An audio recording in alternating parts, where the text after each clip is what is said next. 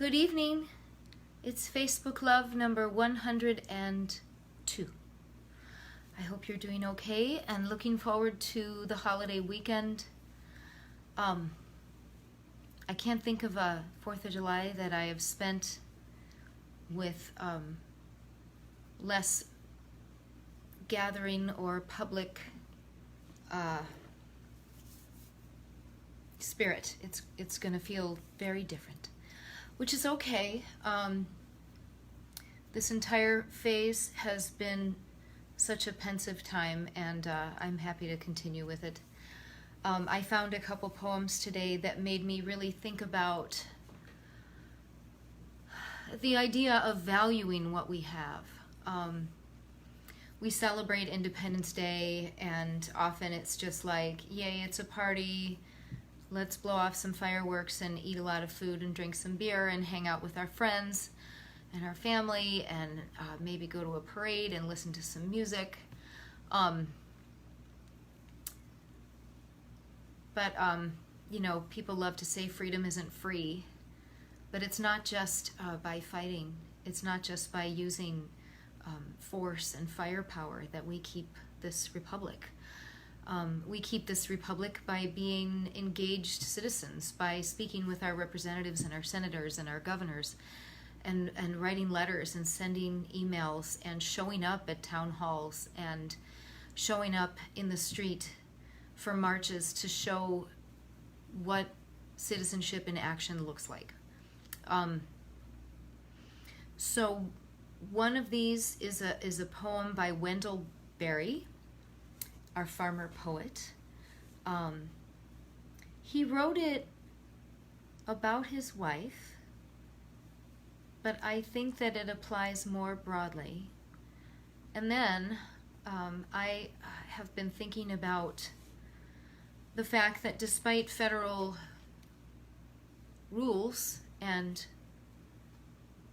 judges saying that it's not allowed, we still have children, babies, in cages. We have mothers and fathers who don't know where their children are. And that's not what this country is supposed to be about.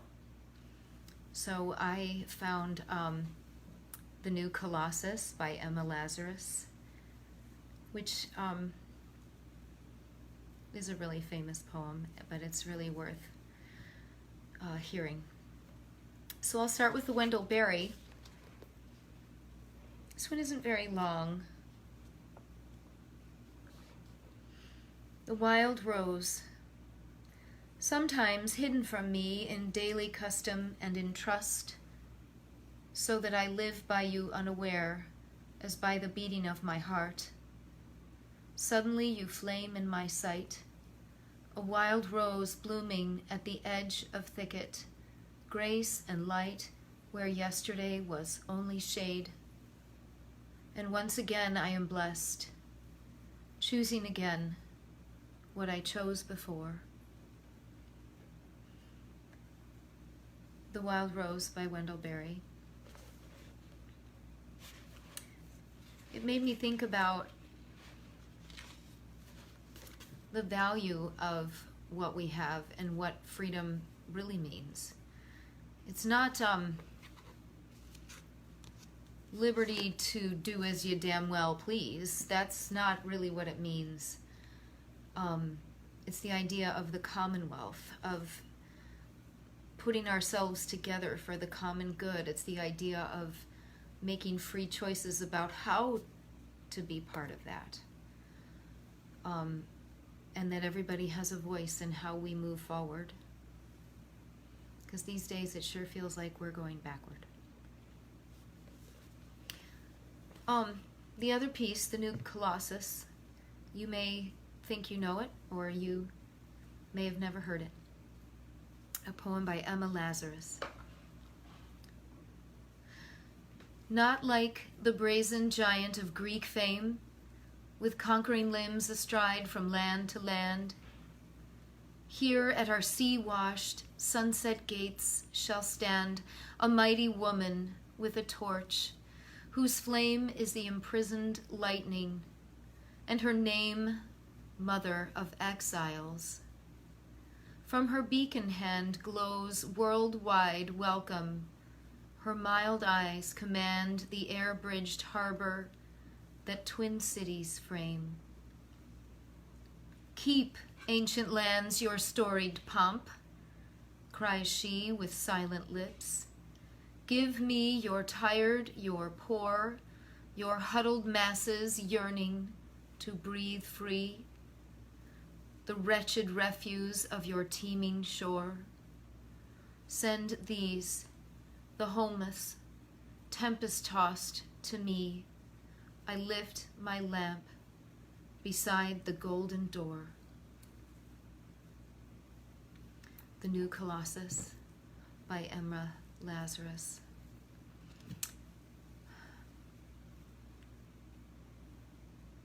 We've gone back and forth over hundreds of years trying to figure out what we think about welcoming people. And I think that as we confront another phase of our long civil rights journey, the idea that Black Lives Matter, there are implied phrases in that. The easiest one is the parentheses with the word TOO at the end. Black Lives Matter too. Lives matter. Our lives matter. Their lives matter. Everyone's lives matter. Yes, all lives matter, but the idea is that if Black lives matter, then why are they treated as if they don't? If immigrants, however they arrive, are human, why can they be treated as less? If the land that we came to, if we're from immigrant stock, as I am, as most of us are, how did we twist ourselves around the idea of bringing enslaved humans here? And how did we twist ourselves around the idea that the people who were here were less than? How did we twist our religious practice to stamp them out, turn them into savages, turn them into less than human for our gain? How did we get there, and how do we come back? How do we right this ship? I believe it's Ben Franklin who said, when they were getting ready to sign the Declaration of Independence, which we're celebrating, that we have a republic if we can keep it. And another thing that he spoke of was the fact that he was speaking about the idea that it was a humongous risk, a huge life-threatening risk that they were all taking. They could be hung, shot, tortured to death legally for being treasonous, for fighting the most powerful government on the planet.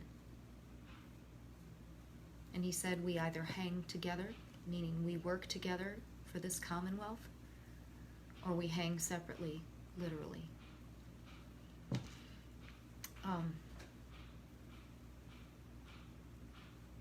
We're now supposedly the most powerful government on the planet.